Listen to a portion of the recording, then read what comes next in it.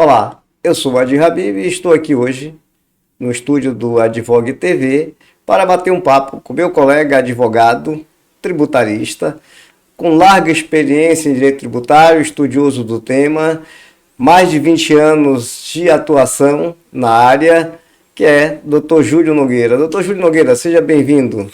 Obrigado, Adi, obrigado. Eu agradeço aí a oportunidade. Estamos aqui prontos para esclarecer a você sobre o tema. O tema tributário é um tema de grande importância, né? Afinal de contas, imposto e morte é um problema grande para a maioria das empresas e das pessoas, né? Então, só procura realmente um tributarista quem precisa se situar de uma forma geral assim dentro dos negócios. E eu estou aqui pronto para esclarecer a vocês sobre alguns temas de interesse da nossa área. Agradeço a oportunidade. Eu digo o seguinte, na verdade eu digo não, na verdade eu repito o que escutei, né? Que você tem duas certezas na vida, depois que você nasce. Uma é que você vai morrer, e a segunda é que você vai pagar imposto enquanto viver. Então, essas são as duas certezas da vida. Agora, Júlio, hoje nós vamos conversar sobre um tema que eu acho que é de grande relevância, principalmente para quem é empresário, né, nesse país, que é a recuperação de crédito. Aí eu queria que, para que a gente tratasse desse tema, primeiro que você explicasse o que é um crédito tributário e como é que se constitui o crédito tributário. Certo. Olha, de forma geral, a gente que está aqui trabalhando com empresas, a gente sabe, né? Você tem uma grande quantidade de leis, né? O Instituto Brasileiro de Planejamento Tributário fez um estudo recentemente e identificou que no Brasil são 37 normas sobre direito tributário que são publicadas todos os dias, desde a Constituição de 88. E dessas 37 normas que são publicadas todos os dias, no final de 2 anos ou 3, basicamente 60% delas é que ainda estão em vigor.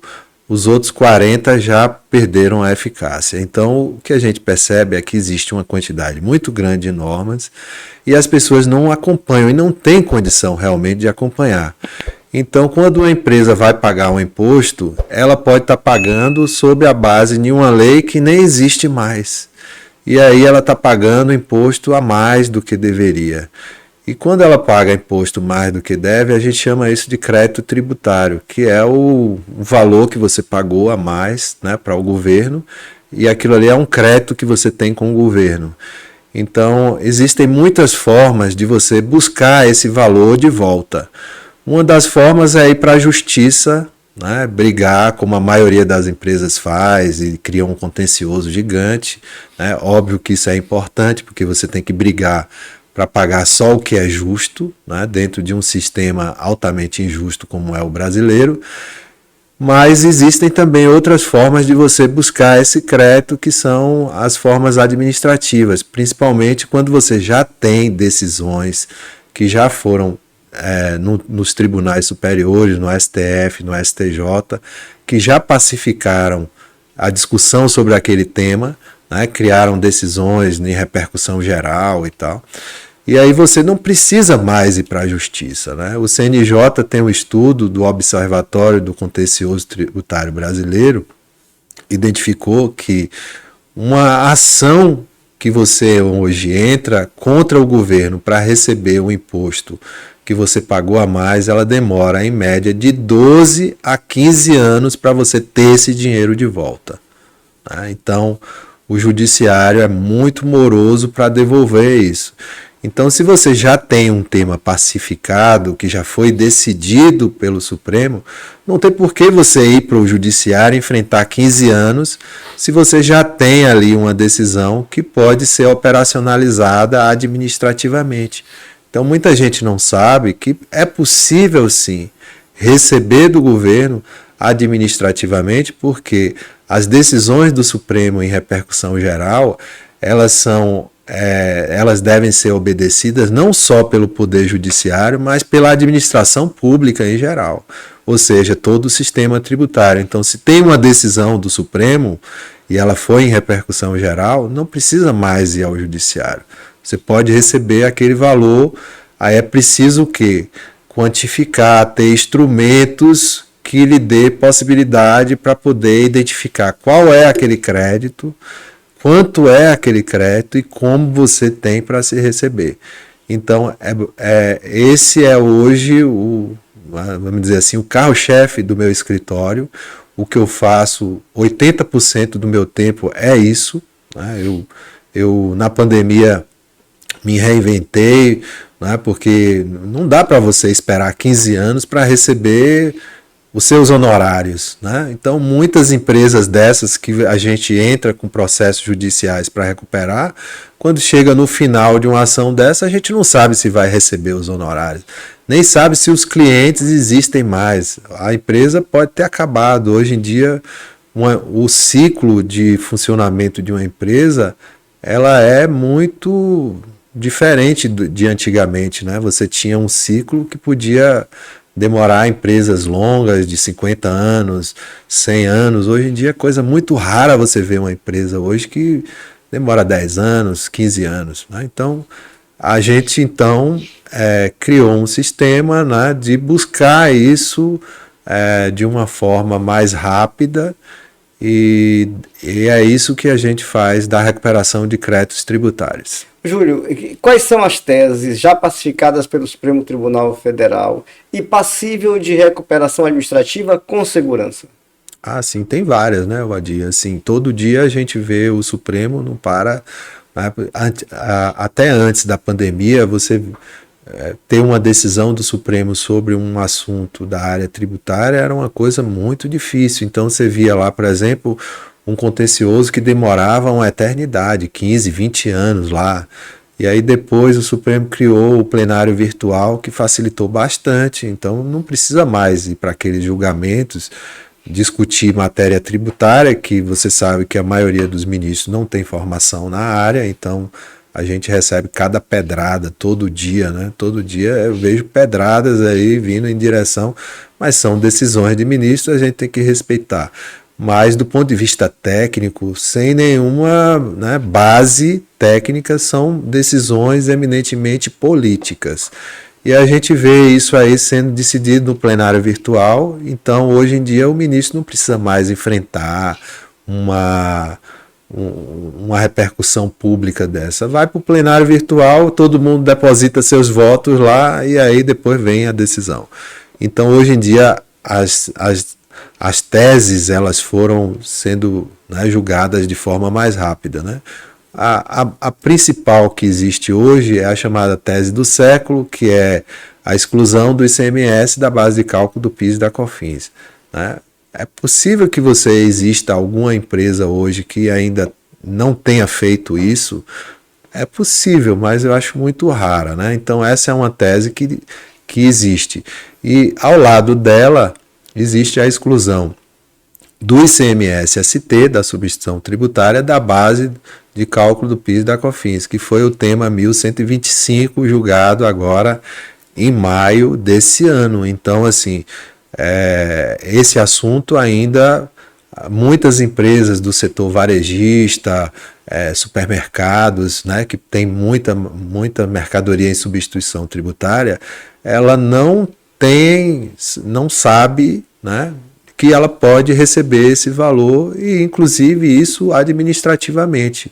Nós temos lá no escritório algumas redes de supermercados que nós fizemos trabalho de recuperação do ICMS-ST, também empresas da área de construção, né, venda de material de construção, que também tem muita coisa em substituição tributária, e são valores expressivos. Então, às vezes, o empresário não tem conhecimento, né, porque isso é uma decisão que teve agora em maio, né, e muitas vezes isso não foi divulgado e o cara não está sabendo e tem ali, está perdendo dinheiro, né? Então, a gente recupera esses valores, são os últimos 5 anos administrativamente, tá?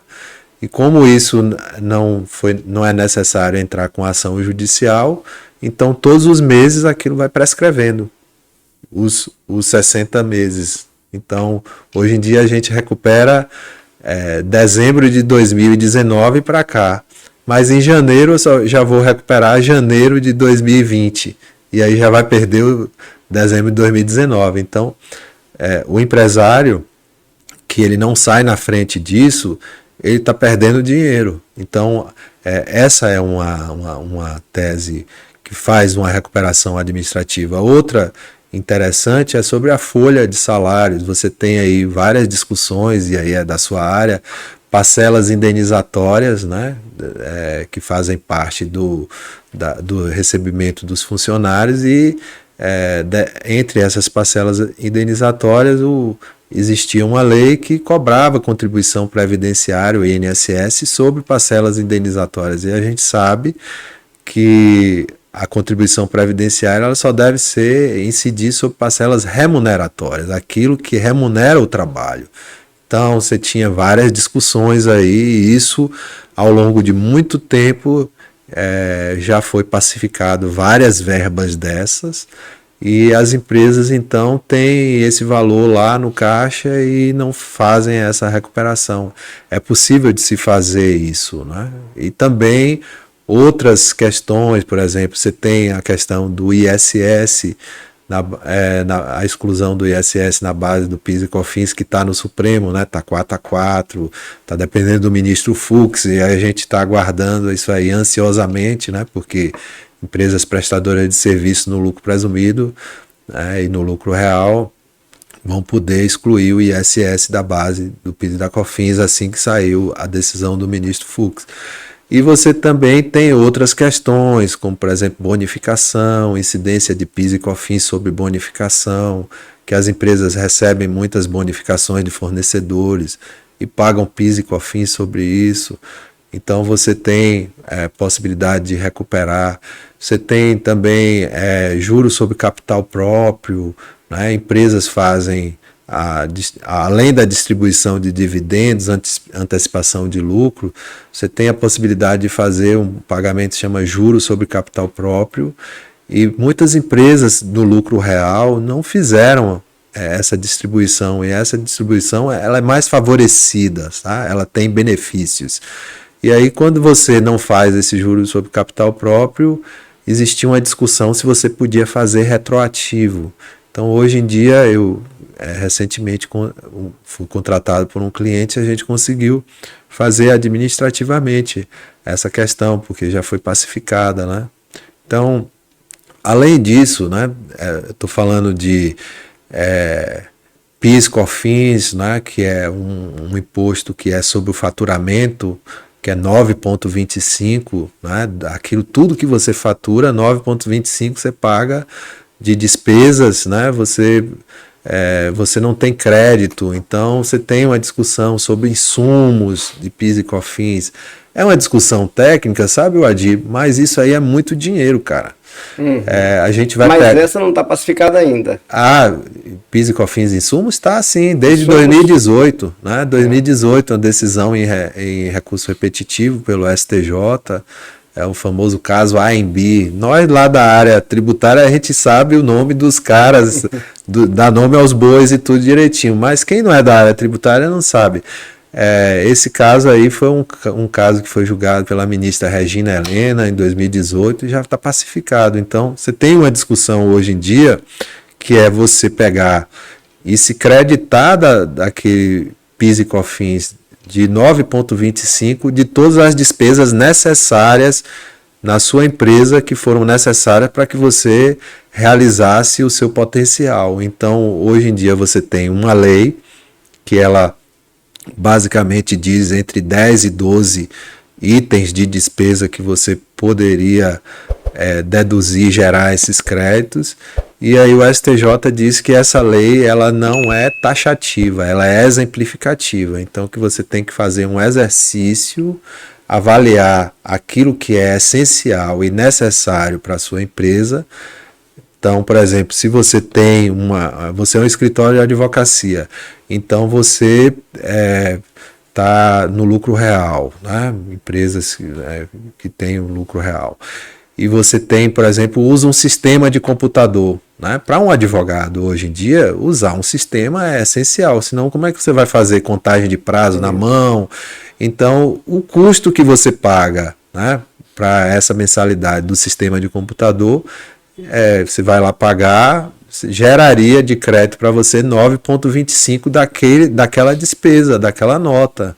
E assim sucessivamente. Então, cada setor, por exemplo, setor posto de combustíveis, então você tem segurança, energia elétrica, você tem sistemas de computador, você tem maquininha de cartão de crédito, você tem uma série de créditos que não estão, né, listados dentro daqueles 10, 12 itens lá da lei do PIS e COFINS que podem gerar crédito. Então, uma empresa hoje em dia, ela pode ter uma quantidade de crédito lá gigante disponível, só que ela ainda não identificou aquilo lá. Então a gente investiu bastante nessa parte de sistema. Eu tenho um sistema que ele baixa o SPED, né, que é a escrituração digital da empresa, os arquivos, faz uma análise e identifica tudo isso aí.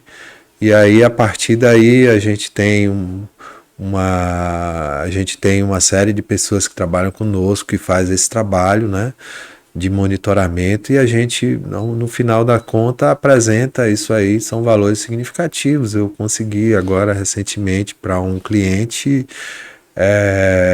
recuperar de PIS e COFINS insumo mais de 10 milhões de reais. Quer dizer, o cara tinha 10 milhões de reais, era um saco de dinheiro em cima da mesa dele. Bastante dinheiro. E ele não sabia, né? Então, assim, é um trabalho que a gente faz, dá trabalho, dá trabalho, mas é um trabalho que é nosso, não é do empresário.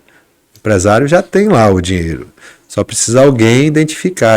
É um trabalho assim, meio que você descobrir uma mina, né? Então, para descobrir a mina, você tem que estudar, você tem que ter equipamento, você tem que ter conhecimento técnico e também ter sorte ali para poder minerar aquilo e descobrir uma mina de ouro. E aí, muitas vezes, a gente descobre muito disso, né? Porque, como é uma legislação que eu te falei, que são 37 por dia normas, isso aí é uma loucura, né? É uma máquina de fazer norma. Os nossos legisladores, eles não param de fazer ali. Eles ficam trabalhando o dia todo, aí a Receita Federal vai lá, publica coisa, vem cá. Então, acompanhar isso e vamos dizer assim, você tá no dia a dia disso e sabendo o que está valendo, é uma coisa muito difícil, né? Então, a gente também tem esse trabalho, né? Então, eu procuro estar sempre à frente da minha área, sabendo, então, o que está acontecendo. Então, você tem um pacote do governo agora que foi mandado uma medida provisória para o Congresso e tem também outras informações lá que vai ter restrição ao crédito tributário das empresas que não são créditos decorrentes de decisão judicial transitada em julgado. Então, a gente tem que estar sabendo de tudo isso aí para poder ir no certo. Então, quando eu pego um balancete de uma empresa e olho lá, para mim aquilo ali é como se fosse um retrato. Eu vejo ali já as oportunidades, sabe? Eu tenho esse olhar assim de radiografia. Eu vou, nem a radiografia, tomografia mesmo, eu já vou mais adiante, né? Então eu já sei dos setores. Então, por exemplo, você tem esse PIS, COFINS insumos, você tem juros sobre capital próprio, né? Que para quem trabalha nessa área é uma coisa muito comum, mas quem não é da área às vezes acha, juros sobre capital próprio. Um dia desse eu fui falar para um contador e o contador não sabia o que era juros sobre capital próprio. E para a gente que é da área é uma coisa tão natural, né, que eu fiquei assustado. Véio. Como é que um contador não sabe o que é juros sobre capital próprio, né? Mas assim, qualquer outra pessoa pode não saber, né? Mas assim, é uma forma que você tem de remunerar o próprio capital que você bota na empresa, né, de uma forma mais benéfica, pagando menos imposto. Então, isso é um planejamento tributário. Aí eu fui entender o seguinte: tudo bem, ele não é um contador, a empresa dele era uma empresa até um pouco grande, mas ele não sabia o que era juros de capital próprio, porque também é um planejamento tributário isso, sabe? Então, nem todo mundo sabe o planejamento tributário. Agora, Júlio, só para gente esclarecer aqui, porque veja, a empresa ela pode distribuir aos acionistas dividendos, tá? Sim. E dividendos atualmente é isento de tributação, tá? Sim. Ou JCP, que é juros sobre capital próprio, e o JCP é tributado, tá? Então, assim, o acionista, quando ele recebe o JCP, ele já tributa ali 15%, tá? Então, o JCP é tributado. Então, a empresa, ao distribuir rendimentos aos acionistas mediante juros sobre capital próprio, o recebedor ele é tributado ali em 15%, certo? Em 15%. No dividendos, atualmente, não há qualquer incidência de impostos. Qual é o benefício entre distribuir? A empresa, ao invés de distribuir dividendos, que o acionista não é tributado, e qual é o benefício da empresa em distribuir JCP? É isso que eu queria que você esclarecesse exatamente o que é que gera o crédito aí, por que o JCP é benéfico. Ah, sim.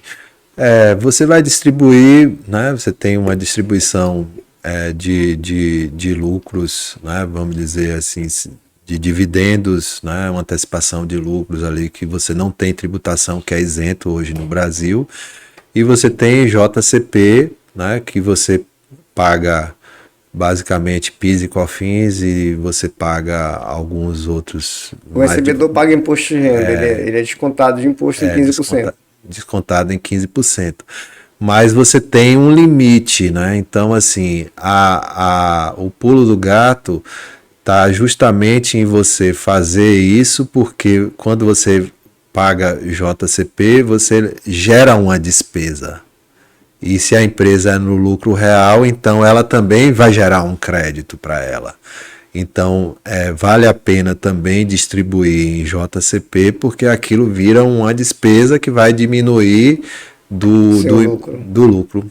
Certo. Então, se você faz conta disso, no final das contas, vale a pena você ter distribuição de dividendos, mas também vale a pena você fazer JCP, porque termina impactando, diminuindo o imposto de renda que você vai ter que pagar na pessoa jurídica, entendeu? Então, é um misto, e aí quando você domina isso e tem a capacidade de fazer os dois, você tem uma eficiência tributária muito maior.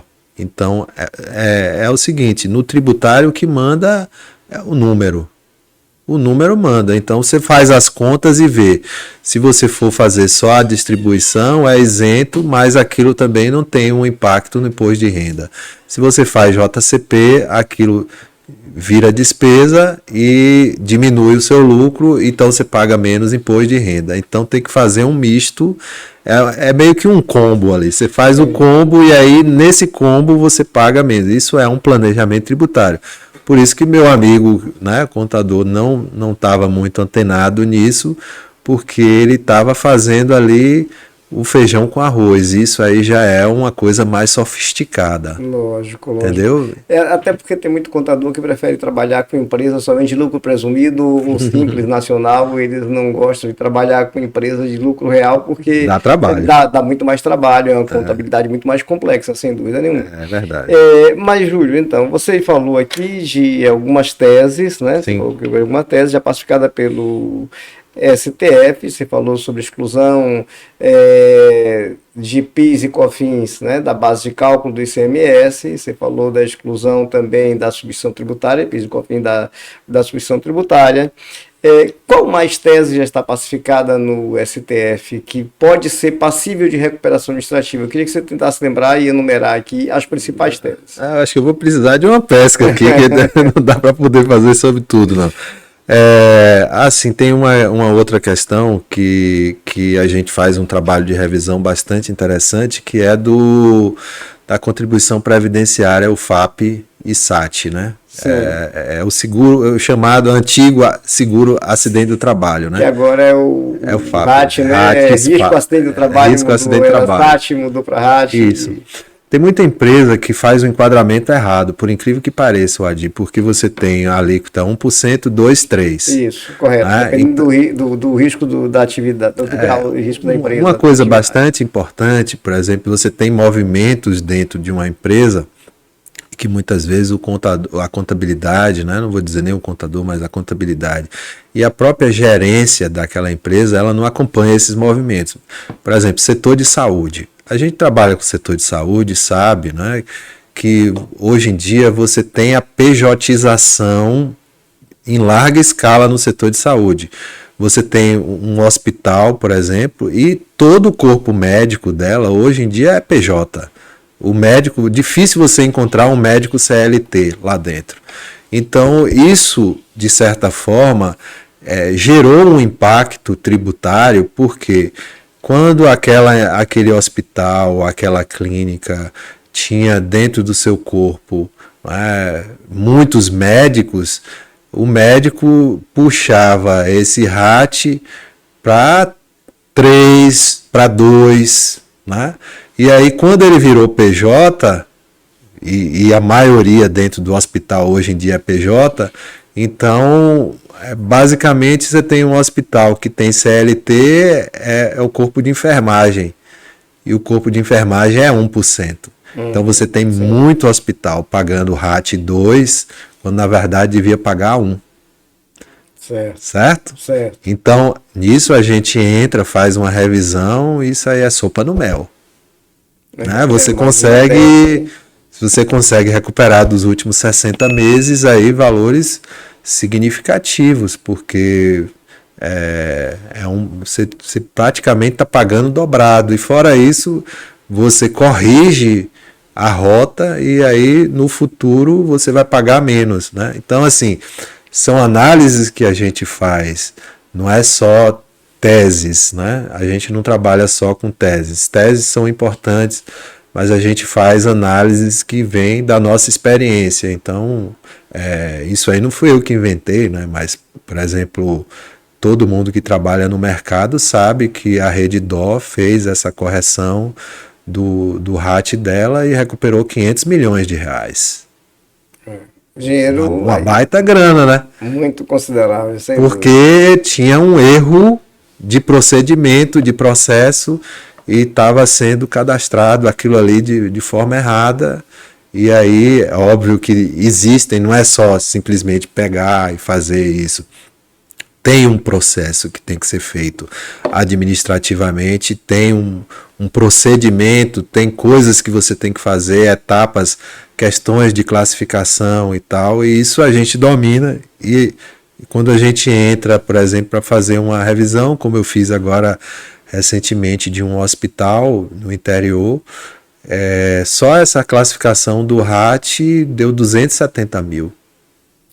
Já é considerável. Né? Então, assim, a gente entra e vê isso, né? Então, quando eu entro, eu já vou no certo ali, porque, embora isso não seja tese, mas é uma questão que você pega.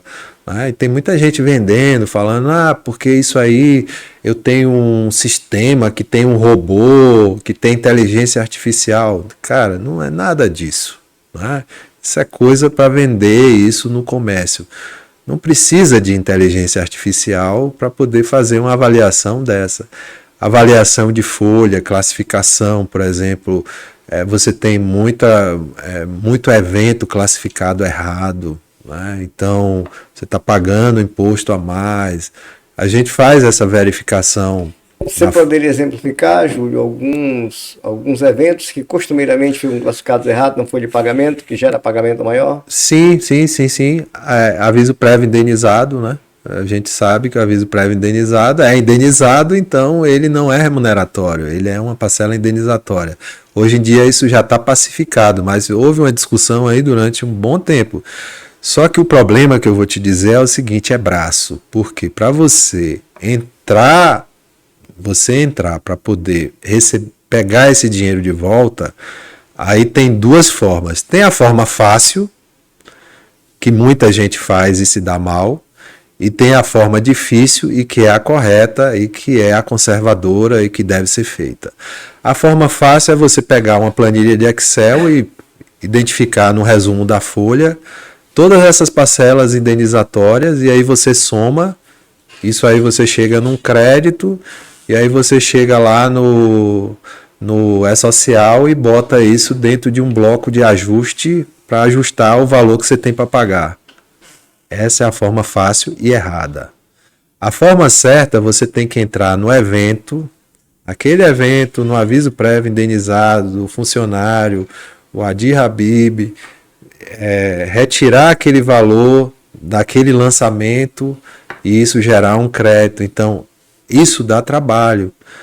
Muita gente não faz, e a maioria dos contadores, das empresas, eles não fazem isso porque, quando você for ver, é um trabalho braçal, né, até humanamente impossível de fazer. Mas se você tem um sistema que faz isso, entra dentro do arquivo e reprocessa ele, aí isso é mais fácil. Então nós temos um sistema que faz isso. Então eu não preciso entrar lá no evento. Eu pego o arquivo e o arquivo, o sistema identifica, faz isso, reprocessa e no final das contas, se você tem uma empresa que tem uma folha de salário acima de 80 mil reais, a gente consegue recuperar algum valor para você significativo, tá? Dentro desses eventos. Então, aviso prévio, né?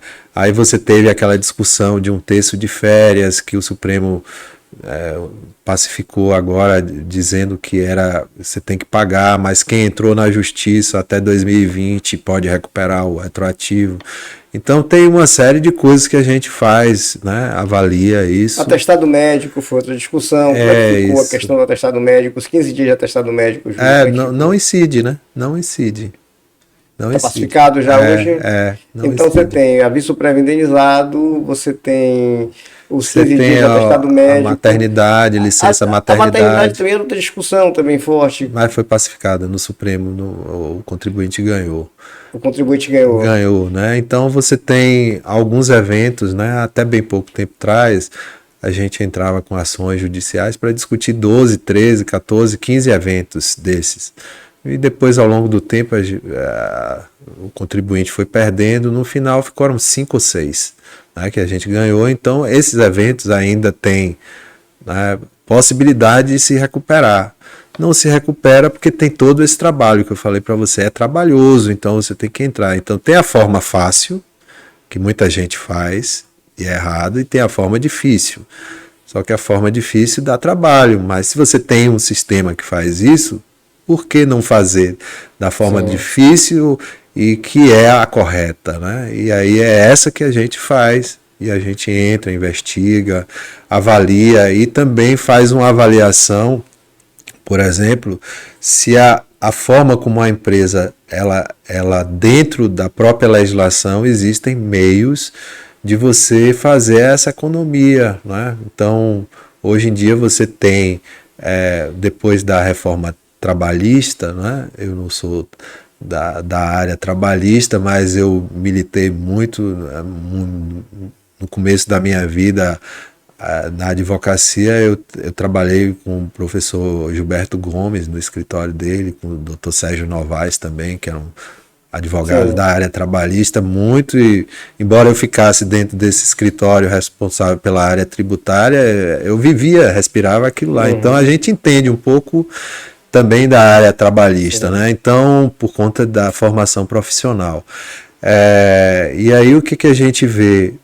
A gente entra muitas vezes numa empresa e faz uma análise da folha para ver se aquilo que a empresa está pagando de comissionamento, se ela está pagando correto, se tem outras formas de você economizar. Então, a gente faz esse trabalho também, que não é decorrente de tese, sabe?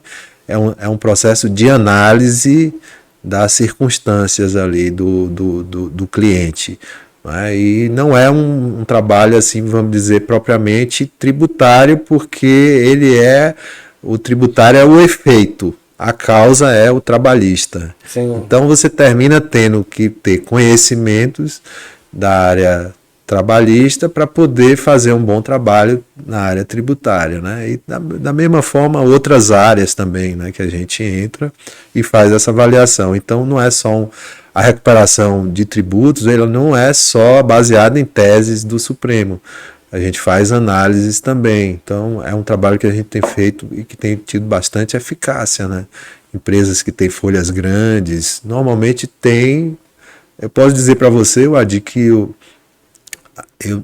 eu nunca entrei em uma empresa e saí de mão vazia. Sempre tem algo, né? Sempre tem, amigo. Sempre tem, porque alguém deixa passar alguma coisa, né? Não tem condição, é humanamente impossível você obedecer essa legislação que 37 normas por dia, então uma saiu, entrou outra, o cara não viu, aquilo ali passou, tem uma solução de consulta dando essa possibilidade. Então, assim, eu posso dizer que da minha área hoje, a gente só vai no certo. Então, agronegócio, agronegócio é o cara ficar rico, fazer uma recuperação tributária numa empresa do agronegócio.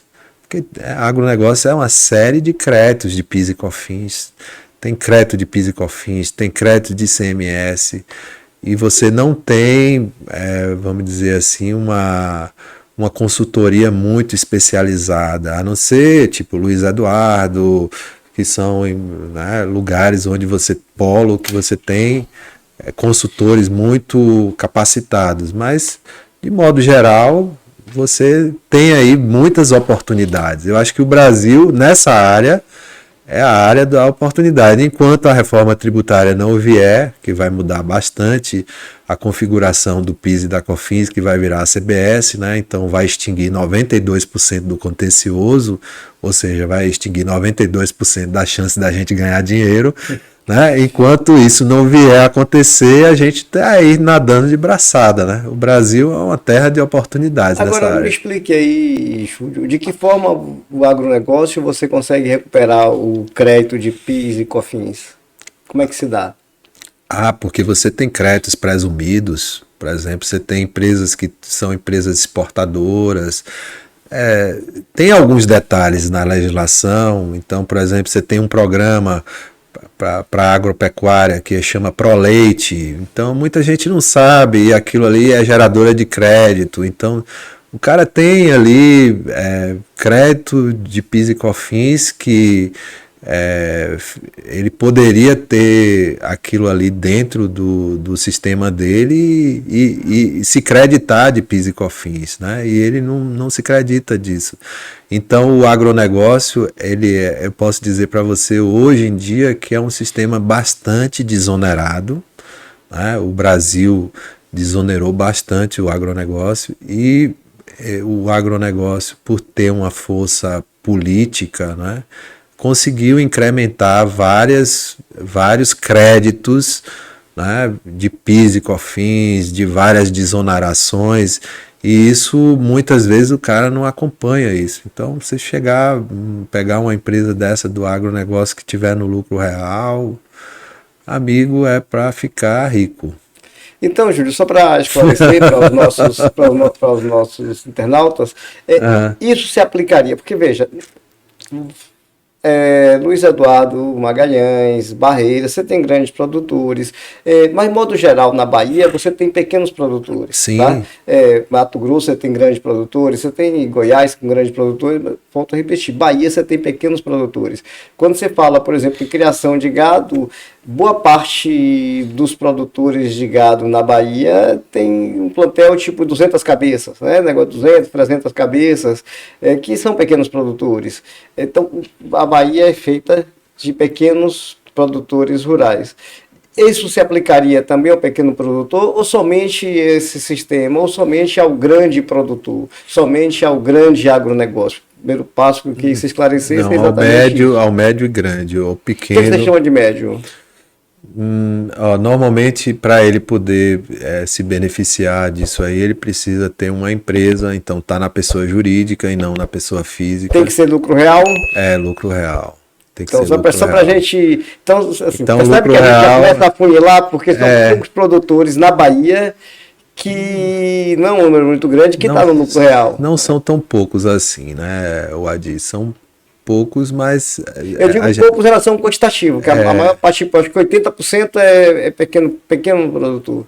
por exemplo, você tem empresas aqui na Bahia que você vende fertilizantes, vende sementes e tal, e tem uma desoneração grande, e tem creditamento de PIS e COFINS sobre isso, forte, né? Até um pouco tempo atrás eu estava estudando as empresas desse setor e aqui na Bahia tinha 1.500. Então é pouco, mas não é.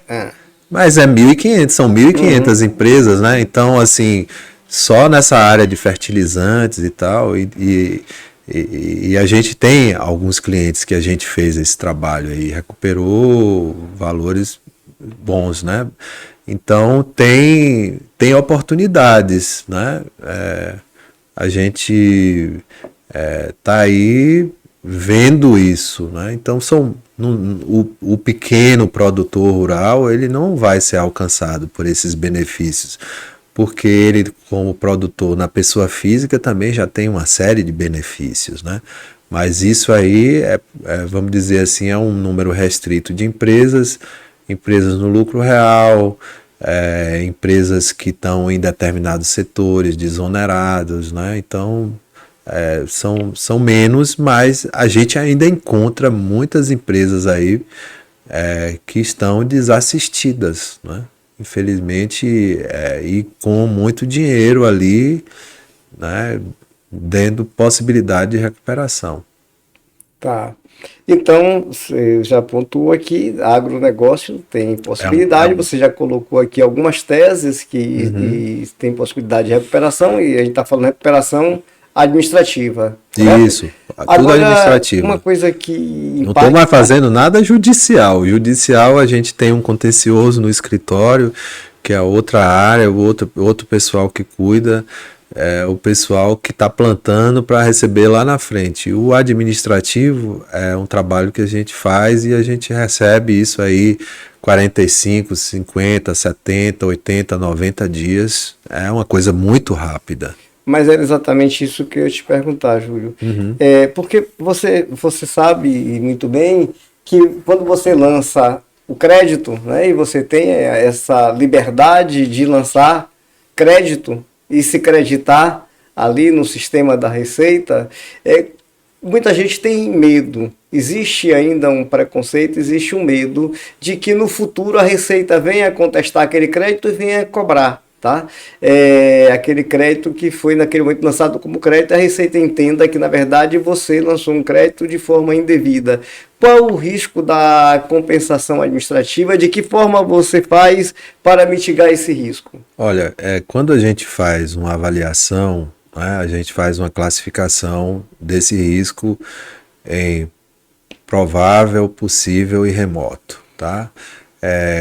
Utilizando dentro da própria sistemática tem uma norma de classificação contábil americana que ela considera o seguinte: se você já tem uma decisão de um tribunal superior em repercussão geral ou em recurso repetitivo, aquilo dentro da norma, da própria norma de classificação contábil americana, ela é remota. Então, o risco remoto é aquele menos de 25% dentro da classificação de auditoria, né? Então, para a gente fazer uma recuperação dessas, todas essas aí que eu falei para você, são teses que já estão pacificadas dentro de um sistema judicial e que o risco é remoto. Então, a gente oferece esse trabalho para o cliente, obviamente, porque lá vai ter solução de consulta, vai ter solução de consulta da Receita Federal dentro desse sistema, ou vai ter alguma decisão do CARF, que é o Tribunal Administrativo, né, que está ali chancelando aquela decisão. Então, você tem, por exemplo, a Receita Federal, ela entende de uma forma e o CARF, que julga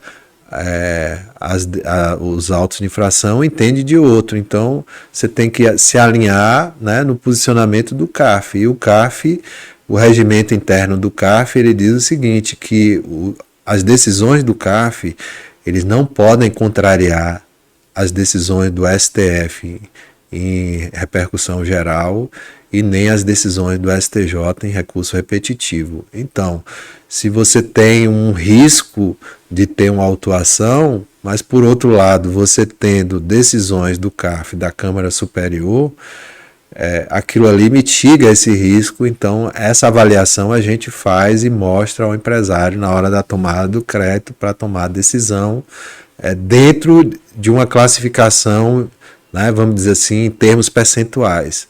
Então, remoto, possível, provável, né? Então é por aí que a gente trabalha.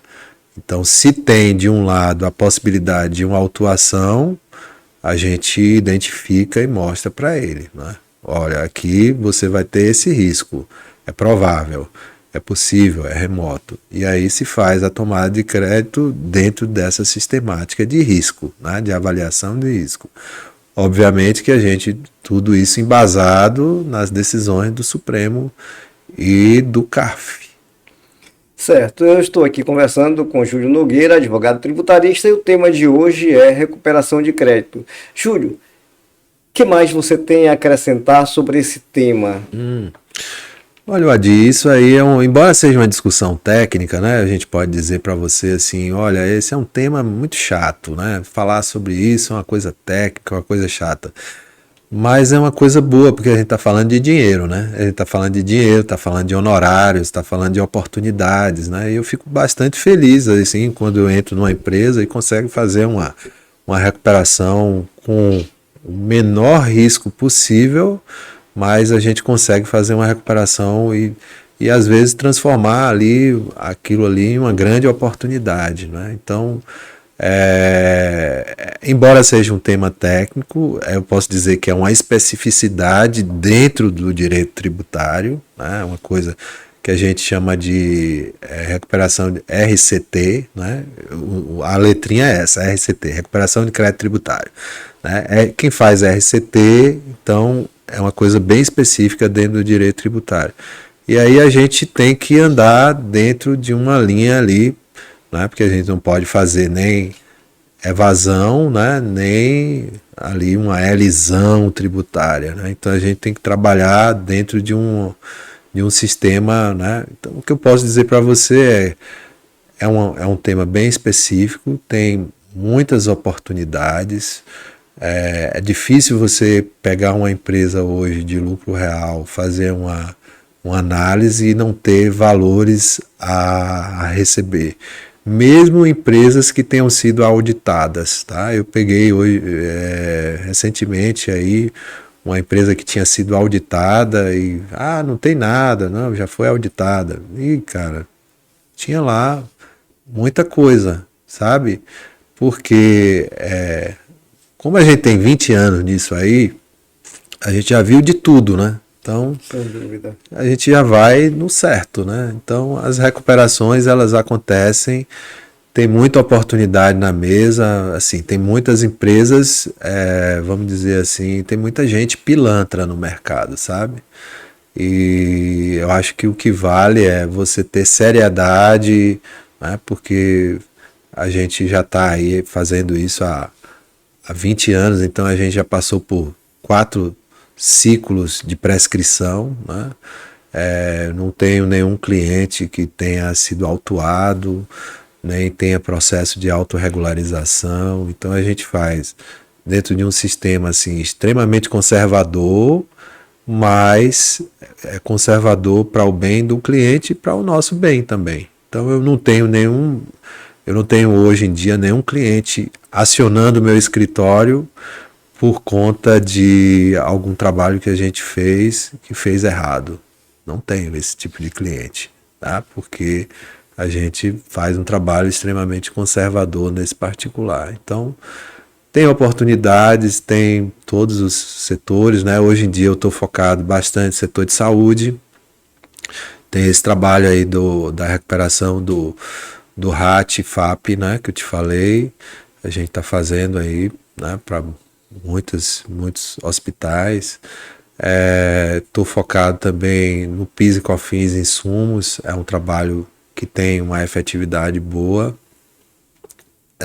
A gente faz também a questão de subvenção, né? Tem alguns trabalhos que são focos maiores, né? Mas basicamente empresas do lucro real, sabe? É o nosso foco, empresas médias, pequenas e médias do lucro real. Ali nós temos muita oportunidade. Ok, Júlio. Agradeço imensamente a sua participação, o esclarecimento, muito enriquecedor. Deixo que você faça as suas considerações finais para que a gente possa, então, terminar esse nosso prazeroso bate-papo. Amigo, eu agradeço a você, em primeiro lugar, né, a oportunidade, abrir esse espaço aqui para a gente falar sobre um tema assim um pouco técnico, mas é um tema de grande importância, principalmente para o empresário, né? Ele não tem condição de acompanhar essas quantidades de normas que são editadas e também o seu contador não tem, e muitas vezes a consultoria que ele recebe também não tem. E quem está de fora já vê isso, né, como uma oportunidade. Então, quando a gente vai identificar, a gente já vai no lugar certo, né? Então, é algo que a gente se especializou, né? Foi assim, isso não, obviamente não era o foco inicial, meu foco era do contencioso tributário, mas a gente foi migrando e vendo as janelas de oportunidade. Eu vejo isso como uma oportunidade muito boa, e a gente hoje em dia tem parcerias aí com mais de 300 contadores, advogados, colegas, né? E fazemos essas coisas todas acontecer.